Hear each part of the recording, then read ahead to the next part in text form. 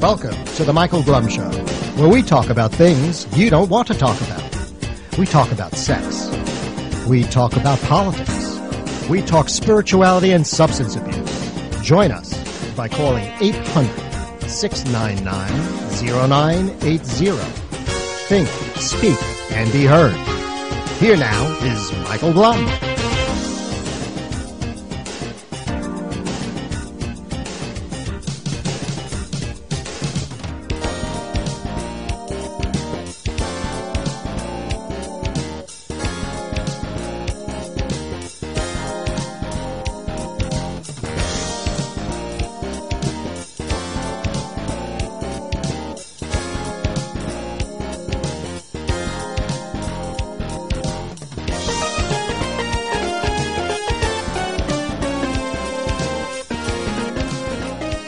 Hello, everybody. Welcome to the Michael Blum Show. That's a cool tune that I wrote many moons ago already. Gosh, it's amazing how quick time moves, you know? It just moves on and on and on and on and on. It's kind of nuts, but that's how time goes, you know? It flies, as they say. Anyway, that's called Tongue and Groove. I'm a dentist by trade, so the tongue in the groove kind of thing is dental. Anyway, welcome to the Michael Blum Show. It's going to be fun today. I have a whole bunch of new equipment that we're trying out, which means things I'm sure will get screwed up at some point in time. But we have a new camera system here. Hopefully, you can see my face a little bit better. We have a new phone system, which is an Apple product right now. I don't like it as much as what I was using from Motorola. But we'll see how that all works. Anyway, we are going to have guests later on. A little bit of business. First is that I am going to start to re-email people who want to have emails sent to them in regard to what's happening with the show and who will be on it. Next Monday, I will not be here. I will be out of town. I'm taking another week off. I had the beautiful, not luck, but the beautiful experience this weekend that my daughter-in-law gave birth. So I'm a grandfather yet again, and they live out in L.A., so I have to head on out there. It's really a cool thing. The baby was a little bit early, but that doesn't make a difference.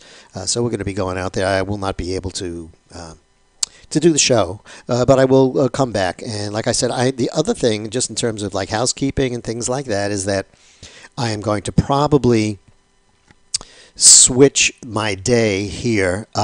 Mondays I get up very early and work, and then by the time I come home and this show starts, I've already had like a pot of coffee, which means that I don't sleep later on after the show. So not to burden you with my own issues and problems, but certainly I will probably do this instead on Tuesdays from 7 to 9, depending on guests and the usual rigmarole that we go through here on the Michael Blum Show. So anyway, I want to welcome everybody. It is a call-in show. If you'd like to give me a call, you can speak to me about, usually I try to keep it germane to what we're talking about. And tonight it is politics, but until I have my guest on, you can feel free to ask me about anything, from teeth to soup to nuts. Literally, I know a lot about soup, and I know something about nuts. Anyway, again, the number here is 800-699-0980. That's 800-699-0980. 80. We do welcome your calls this evening. I mentioned this, I think last week. We were talking with Frank Vernuccio. And it seems to me that things are starting to come to a head in terms of in terms of the nonsense that's going on with the Justice Department. The only thing I always have to ask really about the Justice Department right now is, where is Jeff? Where's he hiding? What hole is he hiding in? Does he have his head so far tucked up his own butt that he doesn't really know what's going on anymore? I didn't realize he recused himself from his job. I thought it just had to do with Russia, and things now just have nothing to do with Russia. I mean, it's just a bunch of nonsense. It's crazy. And what's going on with Mueller and his team is absolutely outrageous to me. Absolutely outrageous. And it's important, I think, to understand what's really going on there. So assume, like, for instance, that you're determined, or you're an attorney, let's say, or prosecutor, and you're determined to ruin somebody's life. It could be the President of the United States, which is what it is right now.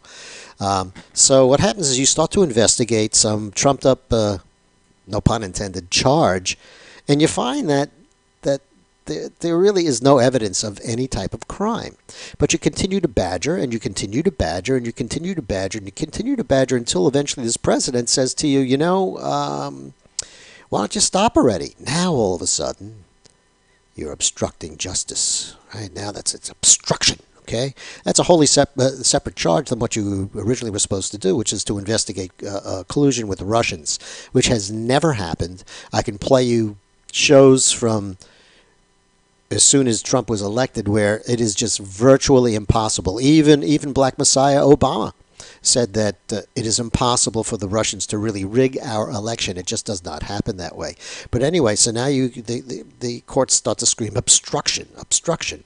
And what they try to do now, since they really have nothing on you, is they try to find embarrassing facts about you. And if that doesn't work, they'll go on to people that you might know. So they try to get as much on you as negative as is possible. But, anyone, whoever it is, can be made to, become the subject of suspicion from a made-up bunch of crap that a prosecutor might do. So, like, for instance, suppose someone basically is a target of an unsuccessful probe. Now, it could be Trump, But I want to see if you can put yourself into this situation.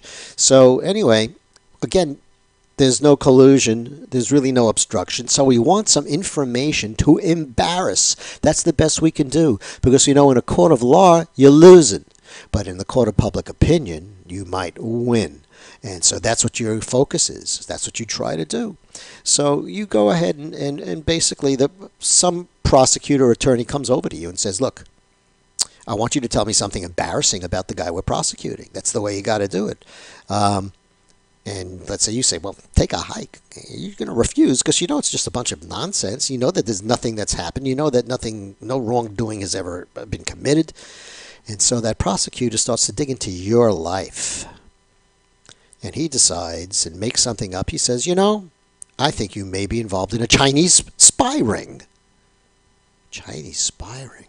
Oh, it doesn't have to be true. It can be untrue. It doesn't, for the prosecutor's purpose of getting you to sing, which is kind of the legal slang for it.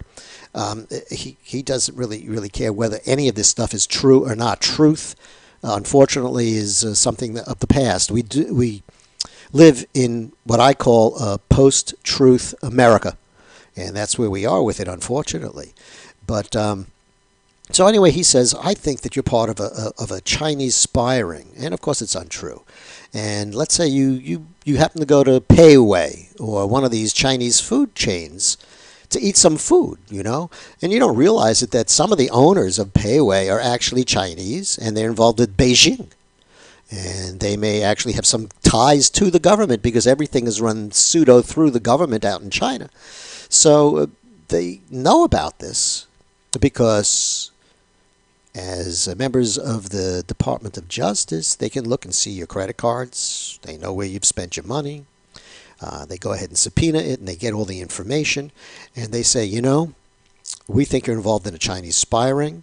You go out to eat quite a bit at one of these restaurants, and there are people who own the restaurant are nationals from China.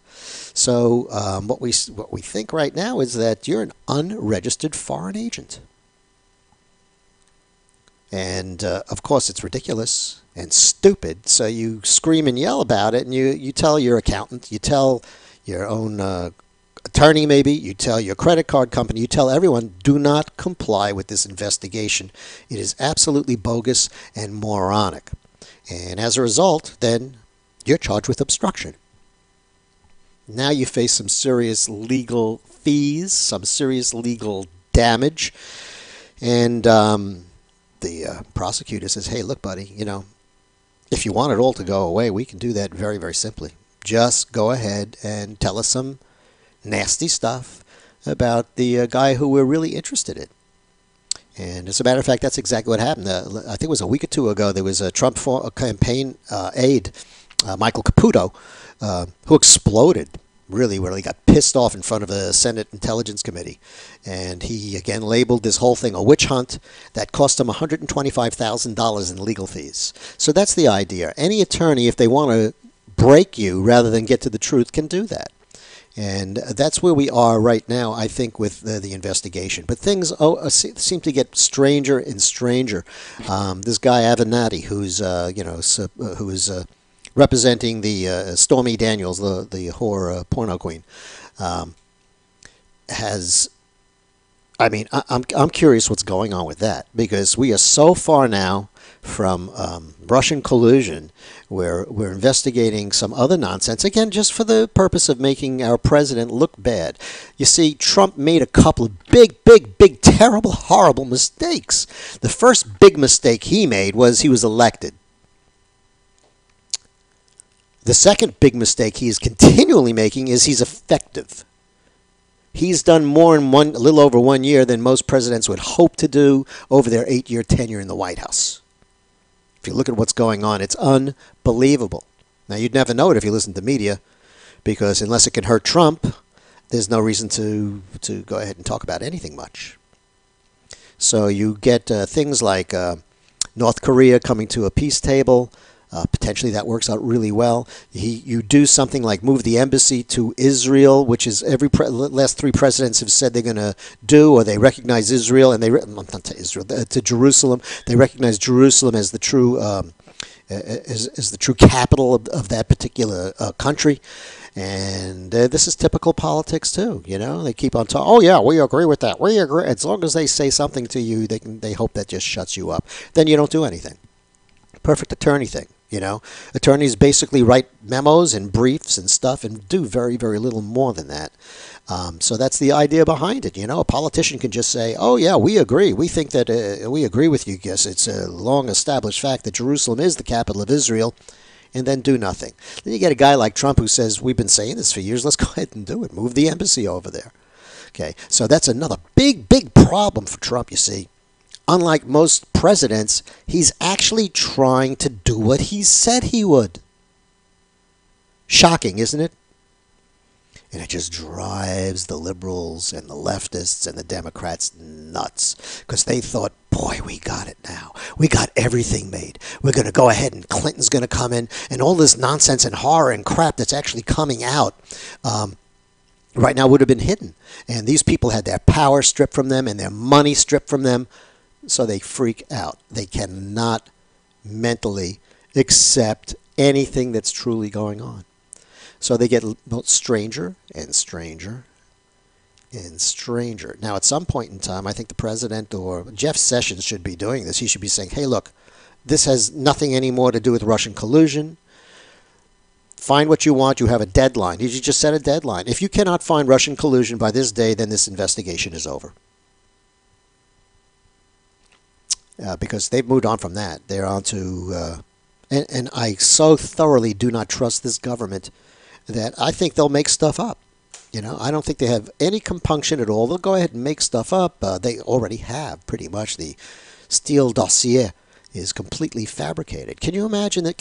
Who in the United States could go ahead, fabricate a lump of crap and present that as evidence, and no one looks at it, and everything seems to be just absolutely wonderful? You know, it is just sickening. It really is. It is just sickening. Looks like we're doing well here. I don't see any stream issues. I don't see much going on. I'll check all my logs later on. But folks, if you'd like to, again, give us a call. Feel free to do so. The number is 800-699-0980. Again, 800-699-0980. There's just so much in the news to talk about. I mean, you have Israel. You have us backing out of the Iran deal. Very, very interesting stuff with that, because Chuck Schumer got a free pass to go ahead and from Obozo to go ahead and to disagree with him. You know, I mean, I'm sure he went over. He said, "Look, Barack, my constituency is Jewish, and you know that I'm going to have to disagree with you if I want to go ahead and keep this seat. And I'm sure the Senate seat is very important to you, is it not, Mr. President?" Well, yeah, sure, Chucky. Go ahead, do what you want. So Chuck winds up dissing the whole thing. Of course, now that Trump has done what he liked or would have liked to have happened, it's no good anymore. There is nothing that this president could do that would be considered good in the eyes of the Democrats because it's not allowable. It's just not. You see, he's a moron, buffoon, idiot, bloviating big schmuck.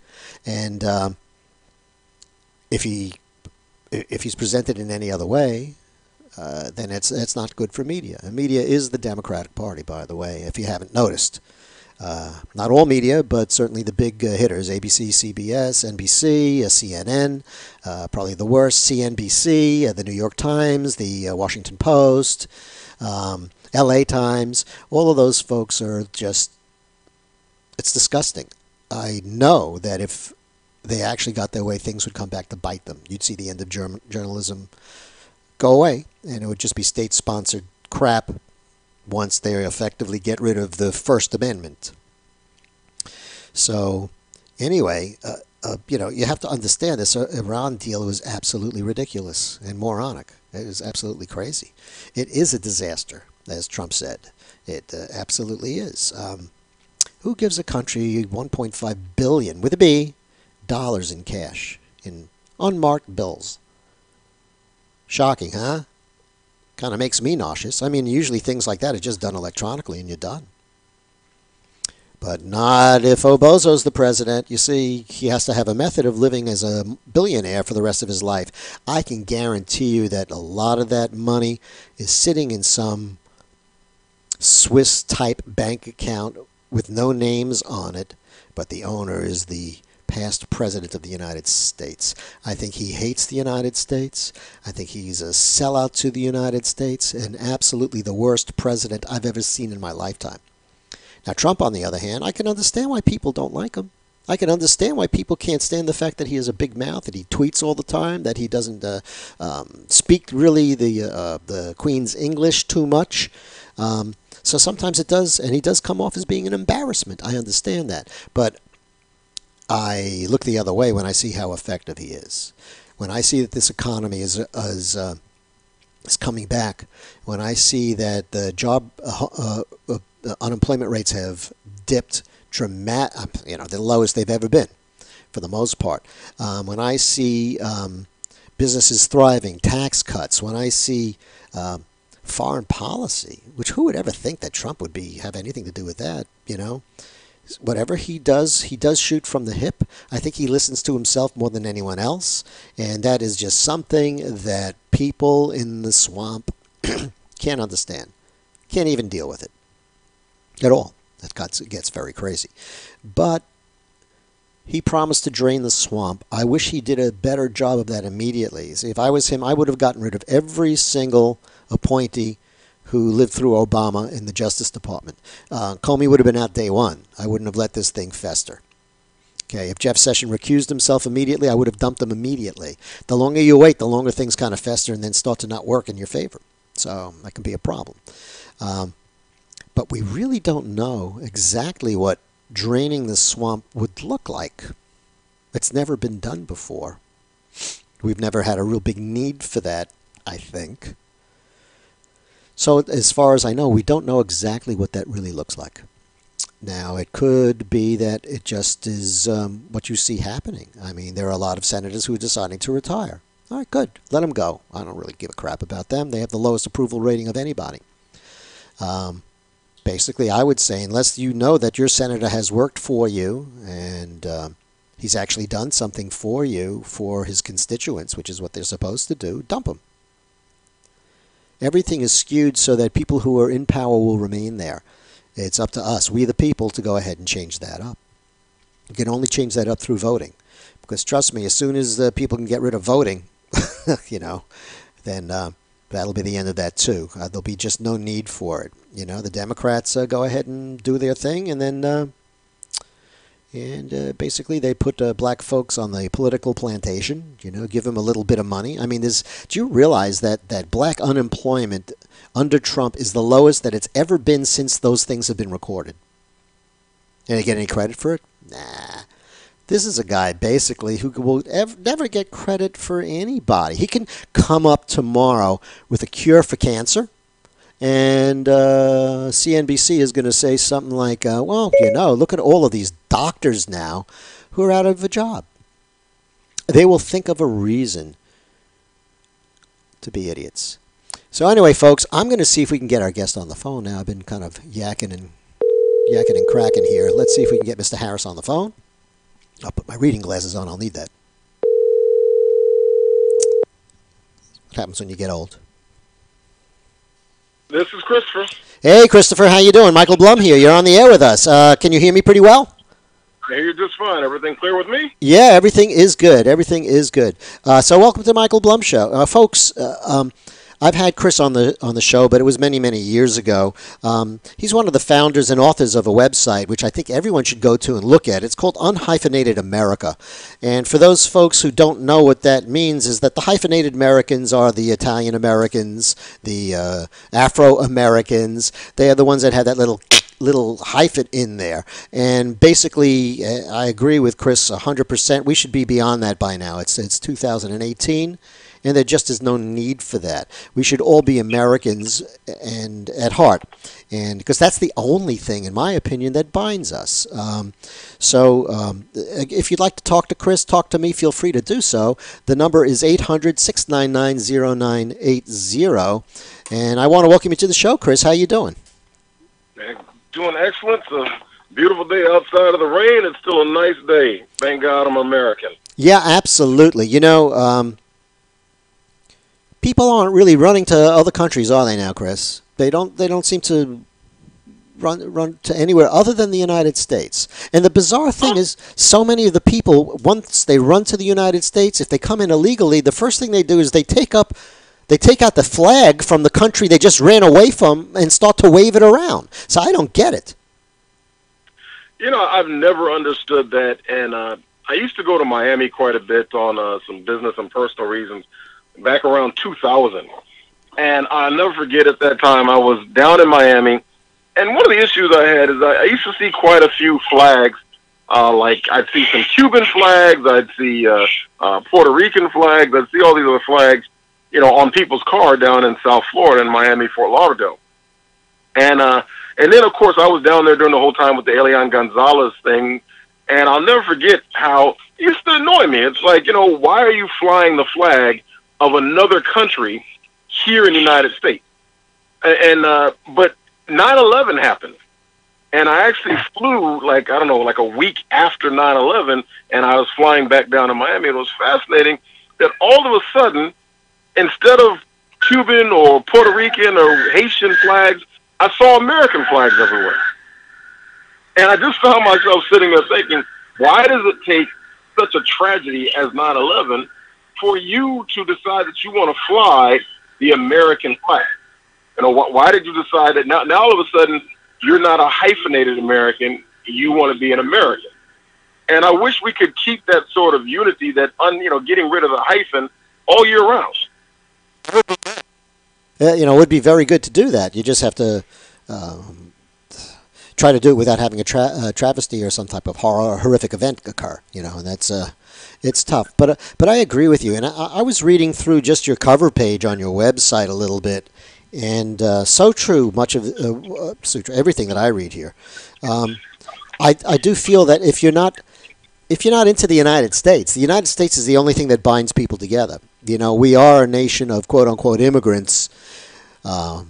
In my generation, it's all legal immigration. It's not someone hopping fences or trying to get in here. A completely different thing than the immigrants after World War II. But the only thing, really, that could unite us, you tell me if I'm wrong, Chris, the only thing I think that could unite us is the understanding that we're all Americans. If we don't have that, I don't know what we have.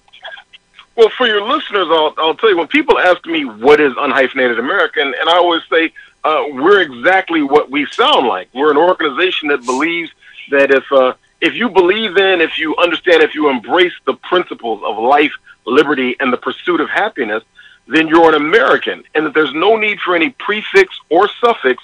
You're just an American. So with that in mind, Michael, there are people who are Americans waiting to happen. They're already American in their spirit, because what do they want? They want freedom of religion. They want freedom of political freedom. They want the opportunity to develop economic freedom. They want to be able to take advantage of the free enterprise economic system and take part in capitalism. And quite frankly, this is, well, I know there's different rankings out there. I know I forgot the name of the company that they do like the Freedom Index, and they said that there's other countries that on their index are more free. And I think that's interesting because I'm like, well, we should promote that there are these other countries that are supposedly so much more free than us and offer people one-way tickets to those countries. Sure, why not?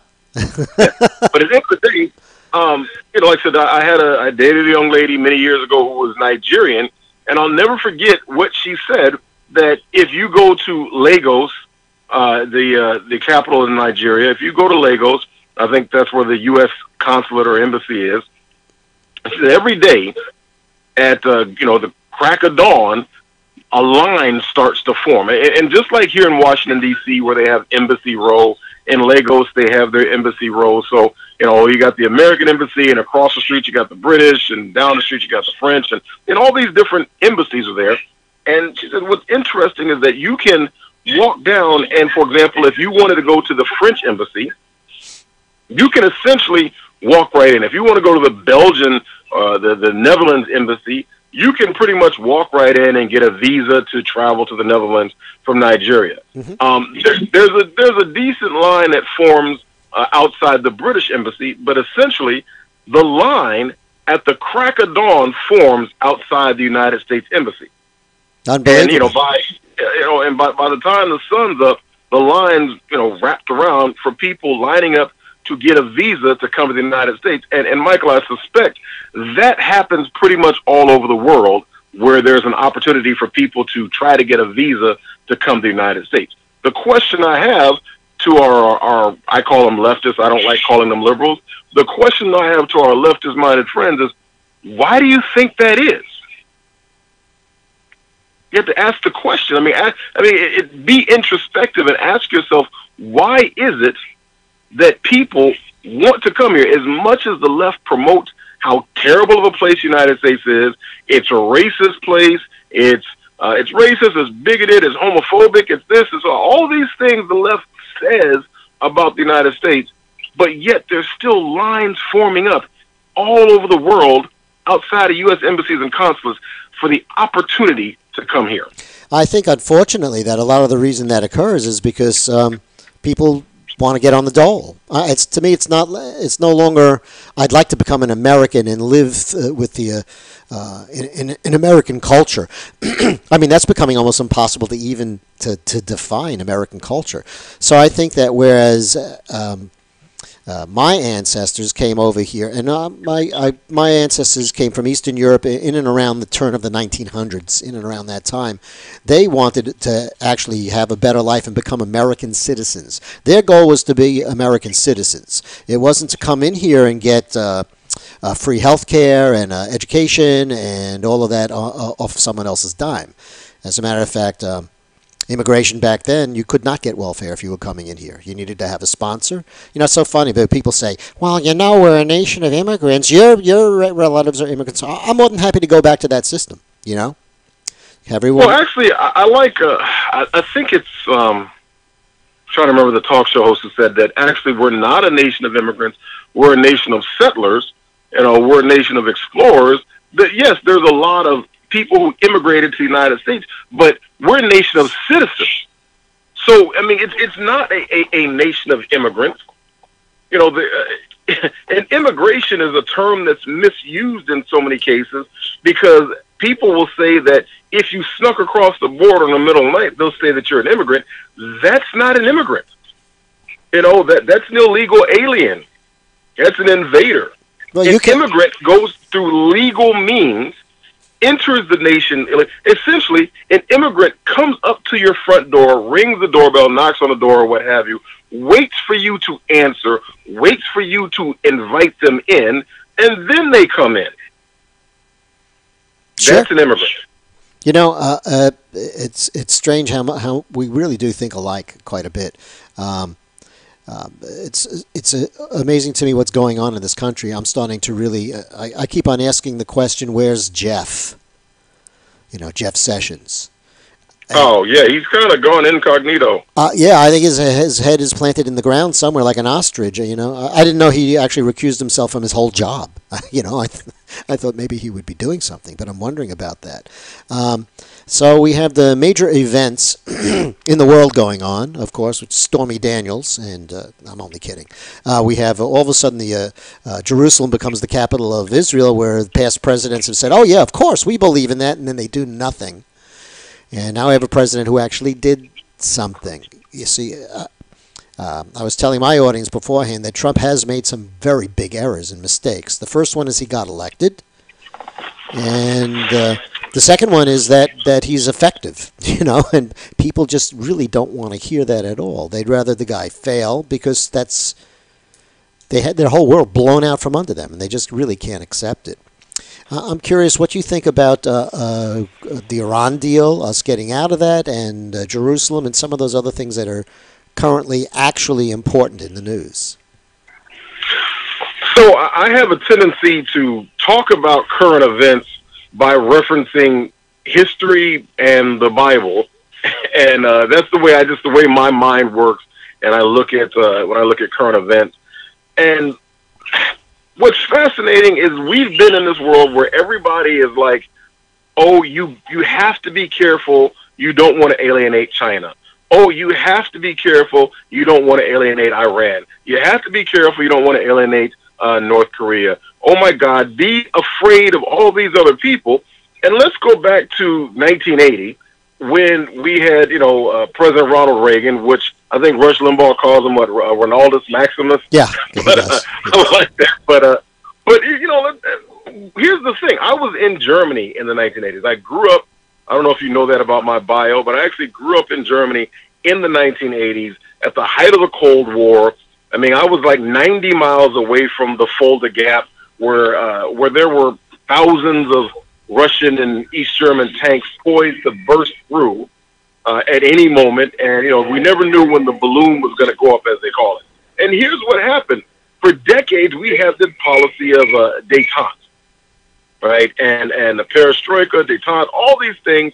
The policy was try to appease the communists. Don't poke the bear. And along comes this crazy guy, this crazy actor, Ronald Reagan, and he doesn't just poke the bear; he smacks the crap out of the bear. And everybody said, and I remember being there in Germany, there were protests. They're like, oh my God, Ronald Reagan is going to destroy the world. He's going to lead us to nuclear Armageddon. And Ronald Reagan ended. Yes, the Soviet Union collapsed under President George H.W. Bush, but everybody knows it was 100% Ronald Reagan that led to the collapse of the Soviet Union, because he realized the bear was a teddy bear.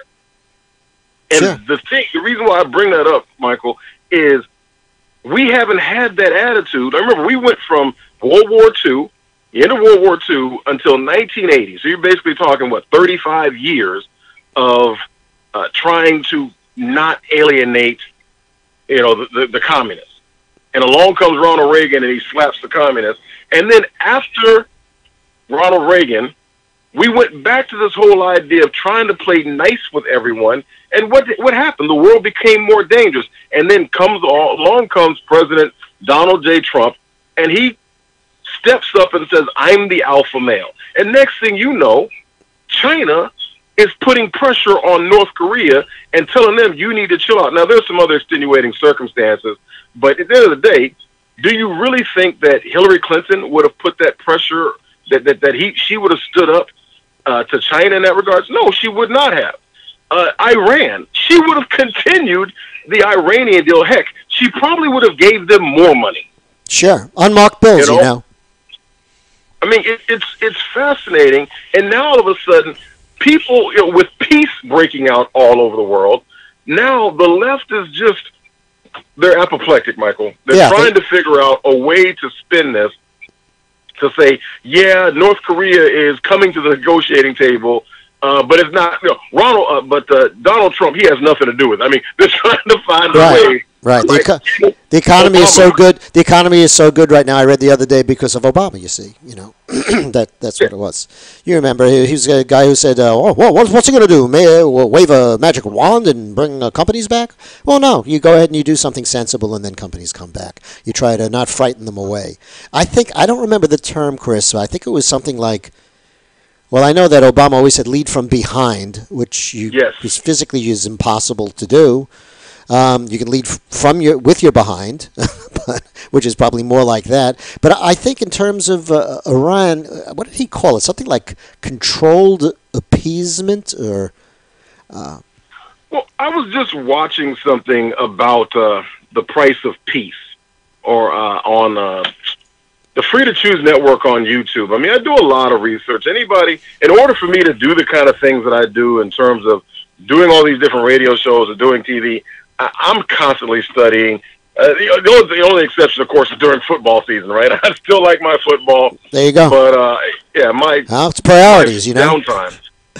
Well, yeah, exactly. My downtime is spent, and I actually call it edutainment. I like studying all these things, and I was watching this video about the price of appeasement, and it was going in depth about what the thought process was in Europe among the major powers, of course, the British and the French, that they really, first of all, they were war weary. I mean, the Great War, World War One, of course, they called it the Great War. We now know as World War One, right? But that war weariness is exactly why World War II happened. Because there's always going to be a bully, and the bully doesn't care if you're weary of war. The bully is always looking for it. The bully is like a predator. It has a ravenous appetite and is always looking for prey. And you have to maintain your strength. And it's just really sad because that sense of appeasement actually always ends up leading to more death and destruction.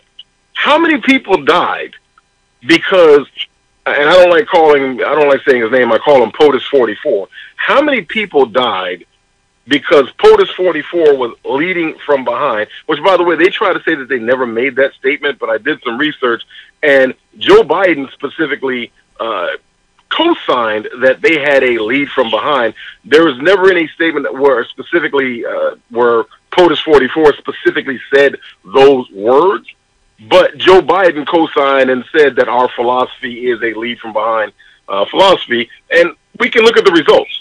The world fell apart. The drawing a red line in the sand and then not backing it up, and drawing another red line of sand and not backing it up. And all of a sudden, after you doing that repeatedly, it's no different than dealing with Hitler and the fascists, and they realized you were weak, and they became aggressive.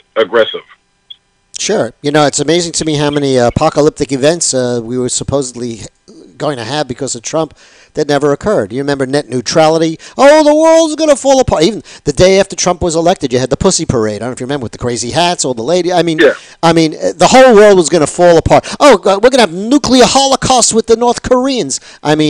Absolutely everything is filled with absolute hysteria. And it's crazy because I think that if the leftists got their ways, a lot of these folks who think that they're helping the United States, media in particular, once that First Amendment goes away, they're going to be just completely controlled. It's kind of like liberals kind of make a mess and then try to run away from it. Well, I think they actually do. It's almost like they want to be right so bad that if, God forbid, the worst happened and a nuclear bomb or something like that went off, they would actually celebrate because then they could be right. And that's the problem. That's a major problem, is that they're willing to watch the world burn just so that they can be right. Yeah. And, I've done, I do CNN, I've done Fox, and, one of the things I've said is here's the difference. Leftists want you and I, they want to kill talk radio. They want shows like yours off the air. Okay? They really want us conservatives to shut up. But we conservatives want leftists to keep talking and be honest and forthright about exactly what they believe. And see, that's the problem, is that they're rarely ever straight up honest about exactly what it is they believe, because, I mean, at the end of the day, they have to hide their agenda. Now, they've become more bold over the years as a result of decades of indoctrinating kids, and so it's the new normal, if you will. So kids have grown up hearing their ridiculous message, so they're a little bit more immune to it. They're more used to it. But at the end of the day, they're not really trying to say exactly what they want. So, like, here's their message for 2020. We want to raise your taxes. We feel that you are not a good steward of your money, and that if we Democrats in Congress are able to gain control of the House and the Senate, one of the first things we're going to do is get rid of the tax cuts that Trump gave and take that money back. And, now they don't necessarily say it in those exact words, but I'll tell you, for my wife and I, the tax cuts alone were worth hundreds of dollars a month. And so all I hear is somebody with a gun wanting to put a gun to my head saying, Chris, we're going to take hundreds of dollars a month out of your pocket.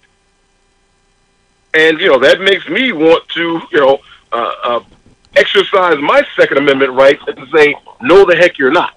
Sure. I guess it's not important if you're Nancy Pelosi. You know what I mean? I mean, no issue becoming worth $35 million as a public servant. It's amazing how that can happen, isn't it?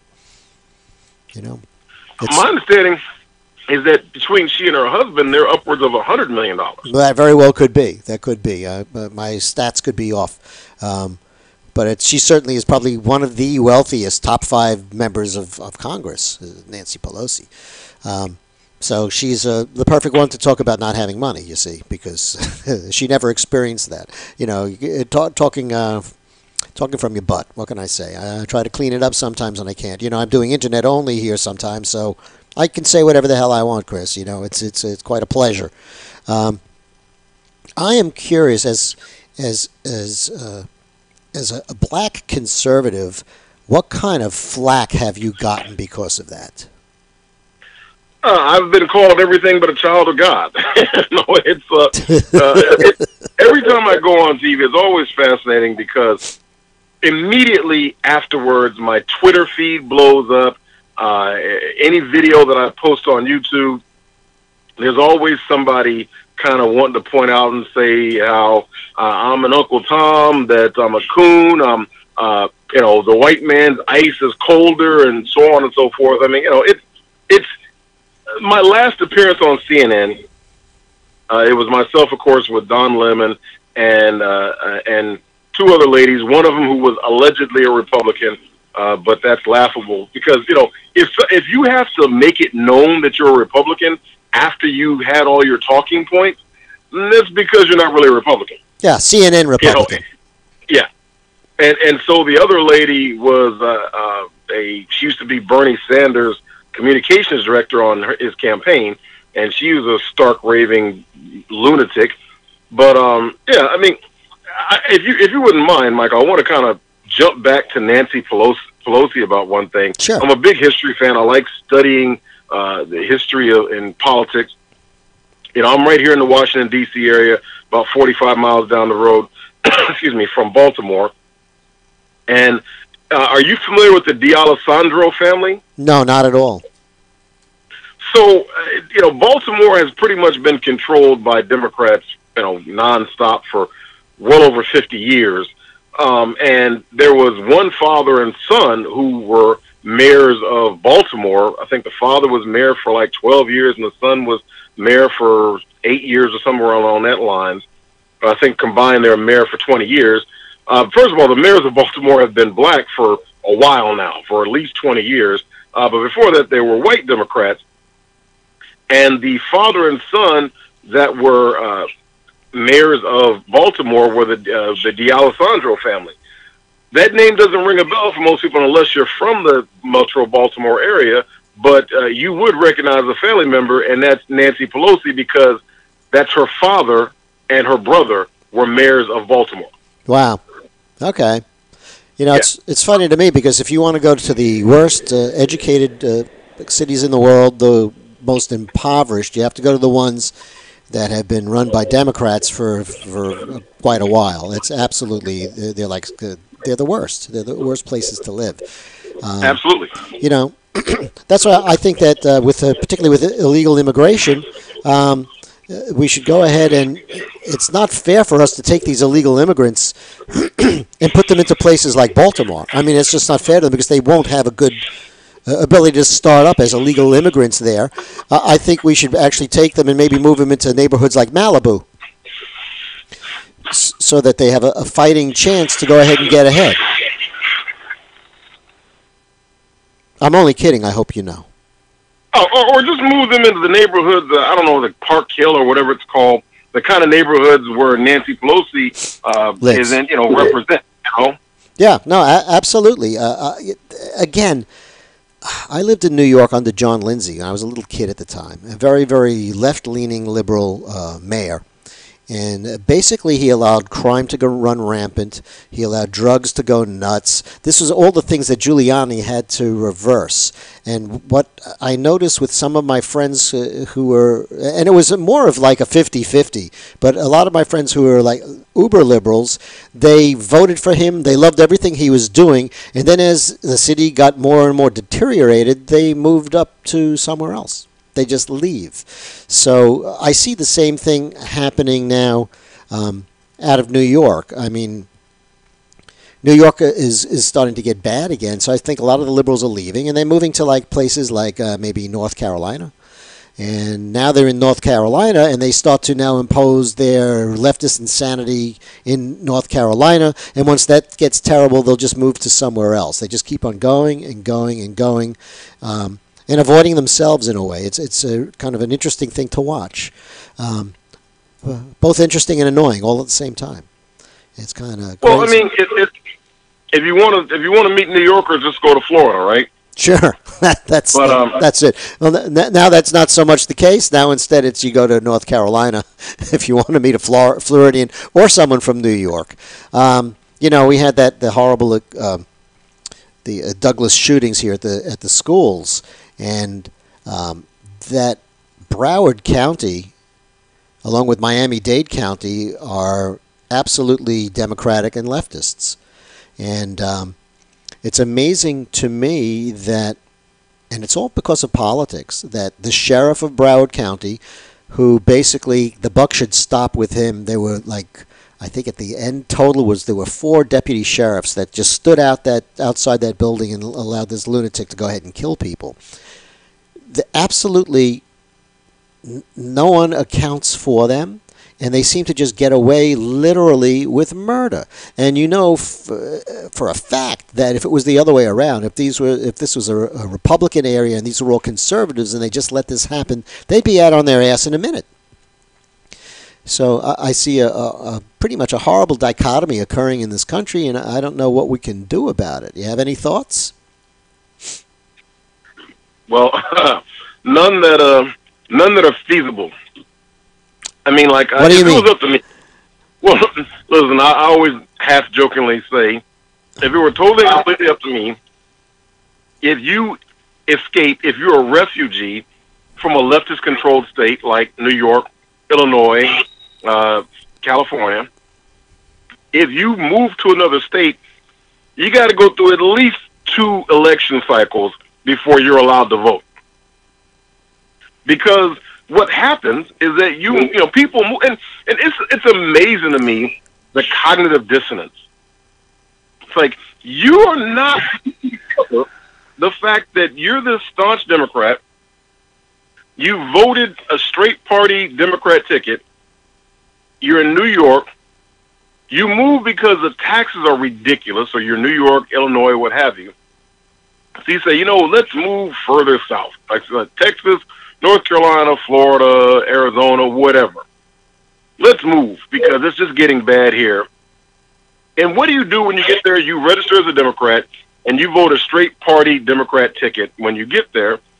And it's like you're not putting the 2 and 2 together to sit there and say, hey, if all of us New Yorkers move to Florida and we vote the same way in Florida that we did in New York, I think Florida's going to be just like New York with warm weather. You know, it's like all you're going to have is New York with warm weather. Sure, but I don't think liberals are like an interesting ilk of people, and I agree with you. I don't like even calling them liberals.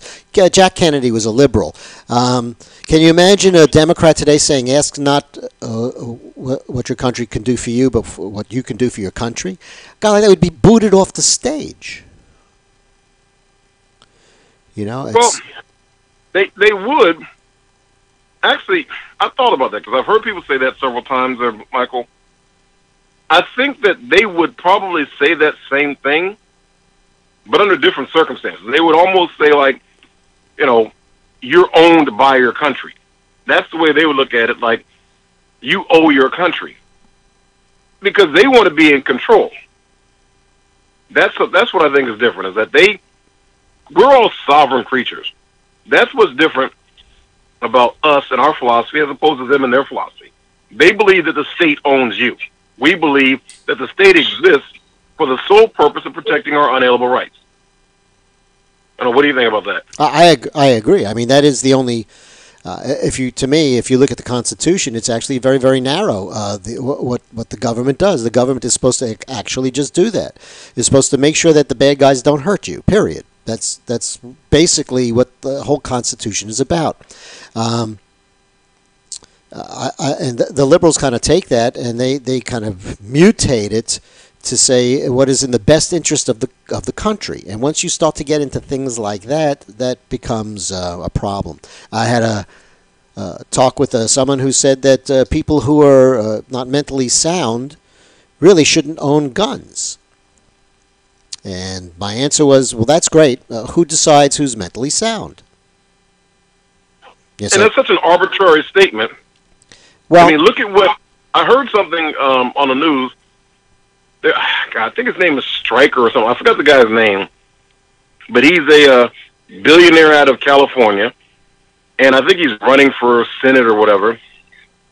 And he's running all these ads, and his whole thing, this drumbeat that he has, is that President Trump is insane. Mm-hmm.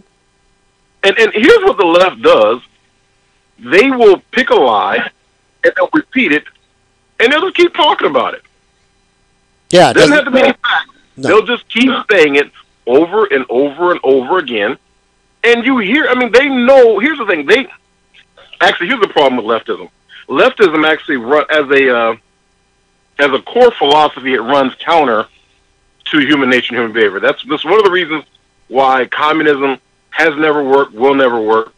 Because, I mean, even Karl Marx knew that, and his followers knew that his form of socialism wouldn't work.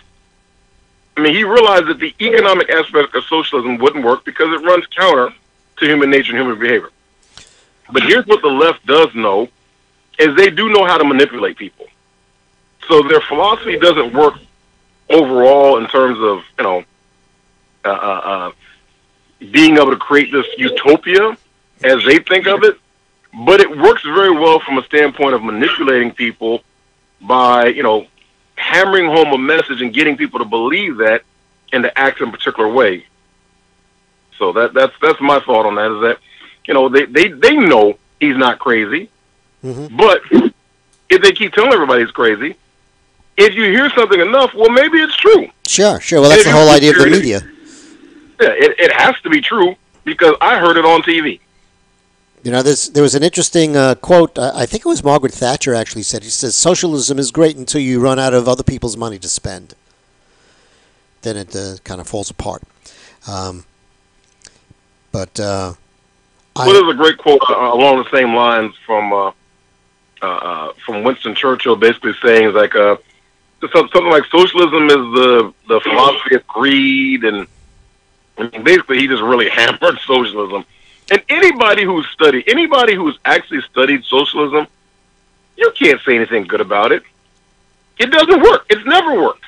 No, as a matter of fact, the only countries that provide the type of help for their citizens that you and I would like, and that even the liberals say that they would like, the only ones that exist that do that are ones that are either capitalistic or are extremely involved in some type of free trade. Communist China is not making its money from the people who work there. They've decided that they're going to open up some type of free trade with the rest of the world, and that's why it's successful. That's the only way it can be successful. There is absolutely no country or history you can point to ever where people have been as successful as people in the United States or in other free nations due to free enterprise and capitalism. It does not exist in other countries. And to the contrary, if you go ahead and you go to countries that are run through socialism and communists, those are the places where you see the worst poverty and all the horrific things that you say you would like to avoid. Well, Michael, the thing about that, here's the thing. You and I believe in American exceptionalism. I mean, if you're a conservative, you believe that America's exceptional because we know what the definition of the word exceptional is, right? It's out of the norm. It performs better than everyone else. That's what exceptional is. But the funny thing is that leftists actually believe in a form of American exceptionalism that we don't believe in. They believe that America is so exceptional that we're the only nation that can make socialism work. But what they don't understand, their idea of America making socialism work is that they look at our wealth. At the end of the day, socialism is it's a parasitical philosophy. It's a tick. It gorges itself on the blood of whatever host it is. It just so happens that the United States is a much bigger host than any other nation. Now, granted, people don't realize that we're also in debt. I mean, our GDP is 19 trillion, and our debt's 20 trillion. So we're actually kind of broke, even though we have a high income, even though we produce like a quarter of the world's GDP. We're not actually in a good financial position, but they look at us and they see our wealth and they figure that we, with all of our wealth, can make socialism work. But they don't realize. Let's go back to the Soviet Union. The former Soviet Union, with all of its satellite states, Michael, had access to every type of natural resource that you could conceivably want. The only natural resource the former Soviet Union did not have was access to a warm water port. Otherwise, you name it, whatever mineral resources, they had oil, they had gold, they had natural gas, they had it all, and yet they couldn't feed themselves. They went broke. They were starving. And the same thing has happened in Venezuela. Venezuela has more proven oil reserves than any other nation on earth. They have an ocean that's teeming with fish. I mean, they have a huge shoreline, ocean teeming with fish. They have fertile soil. They have navigable rivers. They have all the natural resources that a nation could conceivably want, and yet they're starving. The average Venezuelan has lost like 20 pounds over the past year, and nobody has a pet dog because your neighbor will eat it. Yeah, it's amazing what's gone on. You went from one of the wealthiest countries in the world to poverty-stricken, horrific event, and you have communism and socialism to blame for it. But people seem not to really. They don't really see things honestly anymore. I'm concerned with where things are going to end. Do you think that all of this stuff with Trump is going to end soon? It seems to me that things maybe are coming to a head. But I would love to see. Oh no, it's not going to end. No, look, that's wishful thinking, Michael. Hate to be a Debbie Downer. That's okay. But, they're going to see. Here's the thing. If anything, the left is patient and they don't give up. They're like a snake. They're like a constrictor type snake. Every time you take a breath, they try to tighten up on you. They're not going to give up. And this is me coming from the standpoint of being a Christian. This is a deeper issue. It's not just a political issue. It's also a spiritual war that we're fighting against. And quite frankly, this idea is going to continue. This fight, this battle is going to continue, quite frankly, until Christ returns. It's never going away because leftism, if we ever went deeper on it, is a demonic philosophy. I agree. I mean, it actually tries to get you to go against all that is natural. I mean, let's just look at the simple fact that they really want you to believe that a male who feels like he's a woman is a woman, despite looking down in his pants and seeing all the requisite parts to be a male. But we're supposed to change all of society, and like in New York, I mean, they'll fine you if you refuse to call this guy whatever gender he decides he wants to be. They actually can file a suit, and the city of New York will actually fine you and your business for failure to recognize someone's their chosen gender. Yeah, there's a certain, again, I agree. If you're a guy, you're a guy. If you're a girl, you're a girl. If you're a guy who thinks he's a girl, you have an issue. I feel very bad for you. I think that you have some major mental issues. And it is a body dysmorphic disease, and that's known to psychiatrists and psychologists. It's in their diagnosis manuals. To me, like the equivalent would be like if someone is anorexic, they will go ahead and think that they're fat. And if they can find a doctor, maybe that doctor then can do lipo on them, just because they think that they're that way.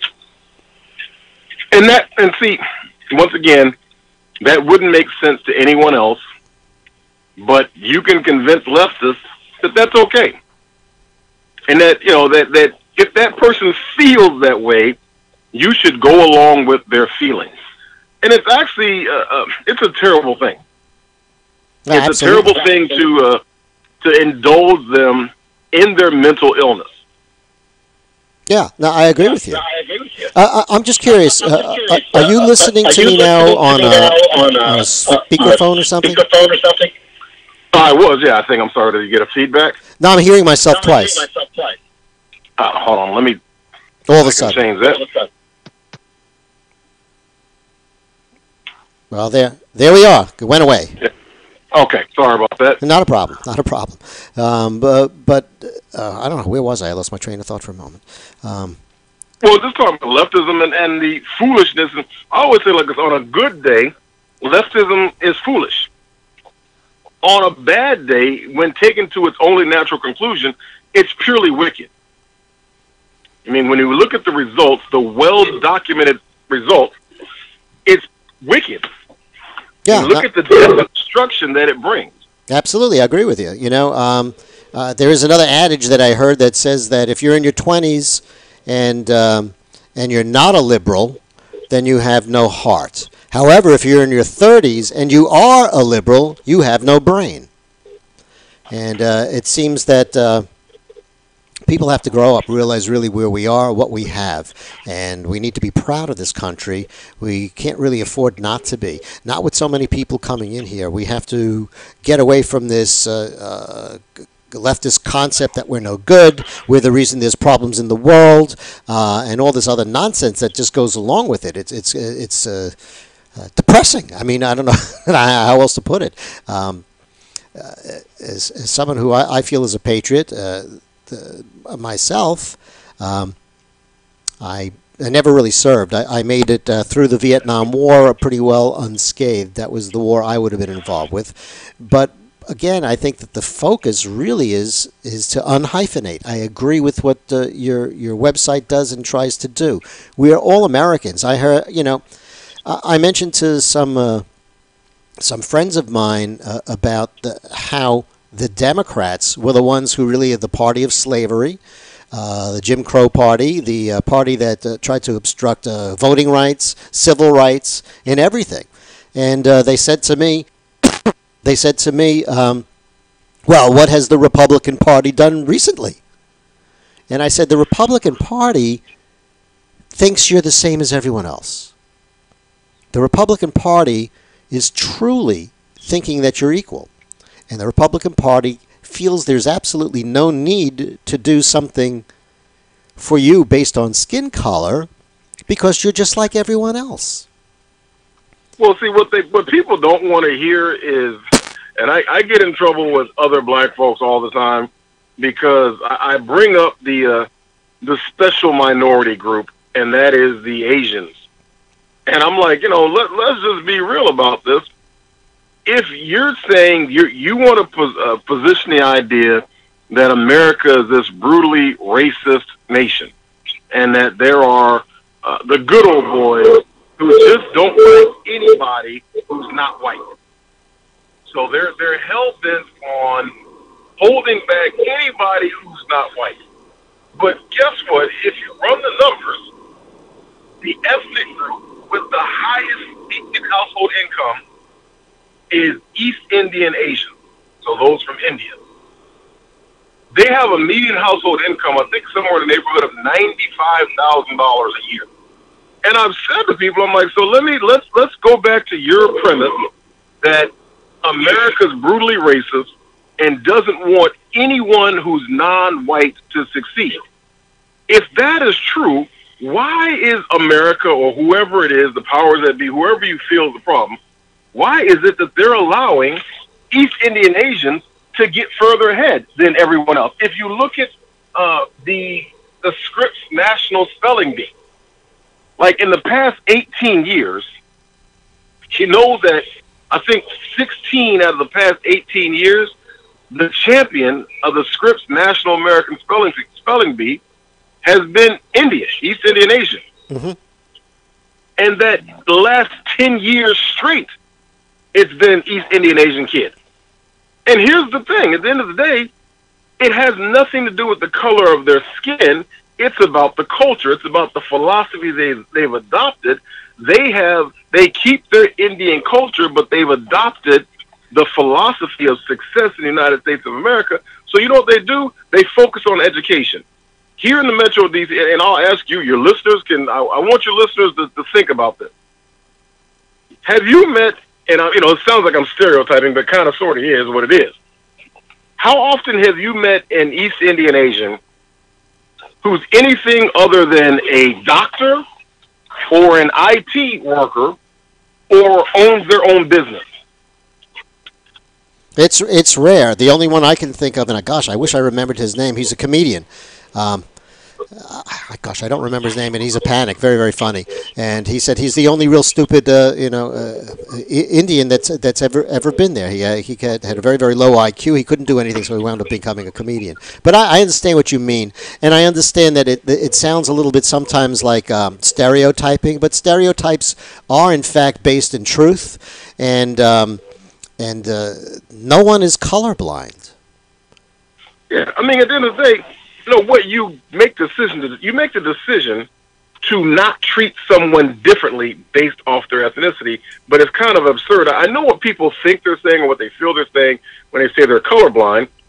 I mean, that's like saying, I don't recognize gender. Of course you do. You know it's whether it's a man or woman, although you got men walking around in dresses and everything, but, you recognize that it's a man or a woman. It's just like when you're dealing with children and you give children these blocks to do, right? The blocks and stars, and you put the round peg in the round hole, square peg in square hole. Here's the thing: the child does not assign a particular value to the block. They do recognize that this is a purple block, and that this is a purple square, and that's an orange circle. But that's all it is to them, is a purple square and an orange circle. They don't say, "Oh, the purple square is better than the orange circle."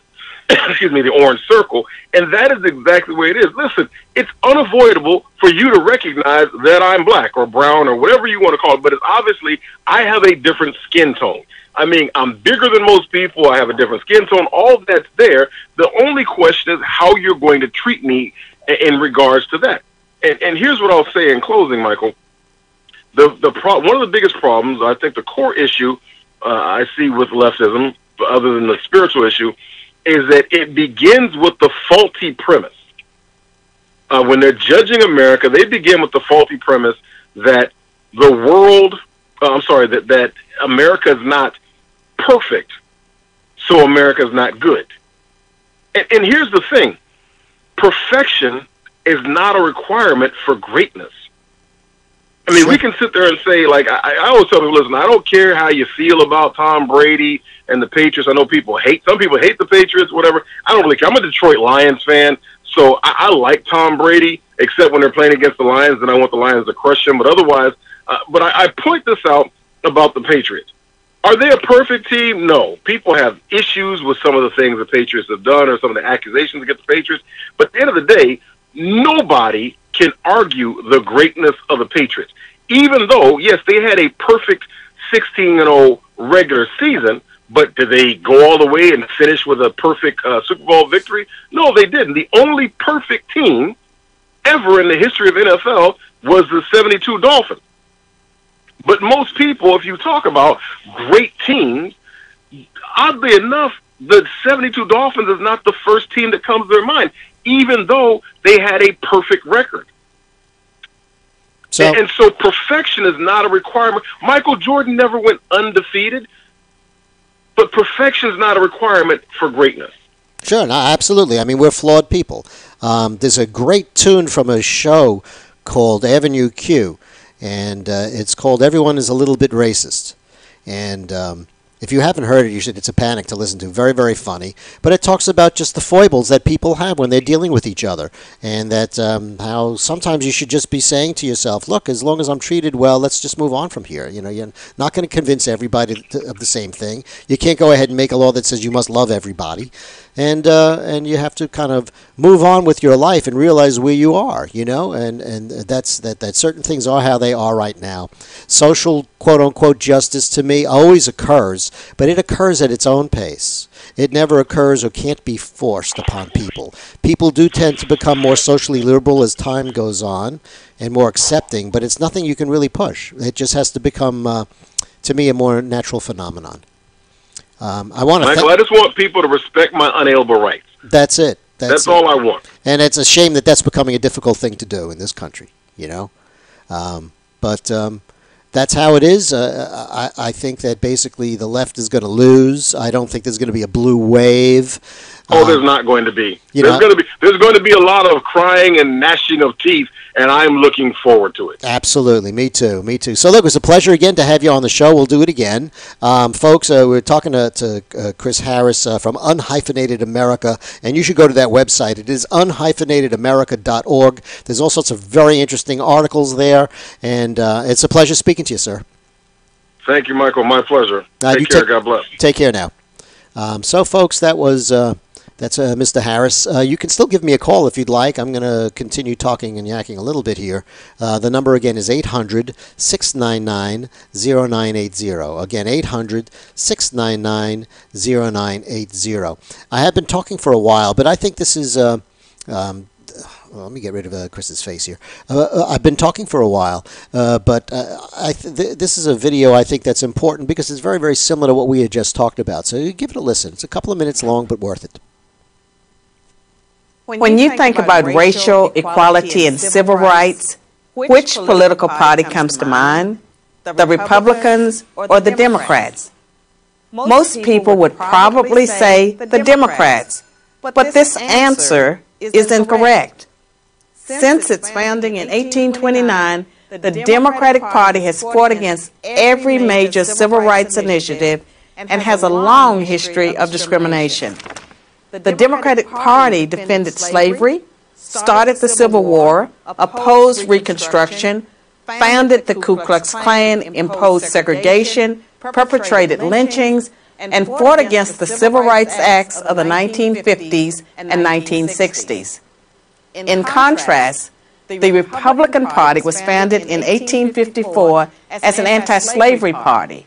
Its mission was to stop the spread of slavery into the new Western territories with the aim of abolishing it entirely. This effort, however, was dealt a major blow by the Supreme Court in the 1857 case Dred Scott versus Sandford. The court ruled that slaves aren't citizens, they're property. The 7 justices who voted in favor of slavery, all Democrats. The 2 justices who dissented, both Republicans. The slavery question was, of course, ultimately resolved by a bloody civil war. The commander-in-chief during that war was the first Republican president, Abraham Lincoln, the man who freed the slaves. 6 days after the Confederate Army surrendered, John Wilkes Booth, a Democrat, assassinated President Lincoln. Lincoln's vice president, a Democrat named Andrew Johnson, assumed the presidency. But Johnson adamantly opposed Lincoln's plan to integrate the newly freed slaves into the South's economic and social order. Johnson and the Democratic Party were unified in their opposition to the 13th Amendment, which abolished slavery, the 14th Amendment, which gave blacks citizenship, and the 15th Amendment, which gave blacks the vote. All three passed only because of universal Republican support. During the era of Reconstruction, federal troops stationed in the South helped secure rights for the newly freed slaves. Hundreds of black men were elected to Southern state legislatures as Republicans, and 22 black Republicans served in the U.S. Congress by 1900. The Democrats did not elect a black man to Congress until 1935. But after Reconstruction ended, when the federal troops went home, Democrats roared back into power in the South. They quickly reestablished white supremacy across the region with measures like black codes, laws that restricted the ability of blacks to own property and run businesses, and they imposed poll taxes and literacy tests used to subvert black citizens' right to vote. And how was all of this enforced? By terror. Much of it instigated by the Ku Klux Klan, founded by a Democrat, Nathan Bedford Forrest. As historian Eric Foner, himself a Democrat, notes, in effect, the Klan was a military force serving the interests of the Democratic Party.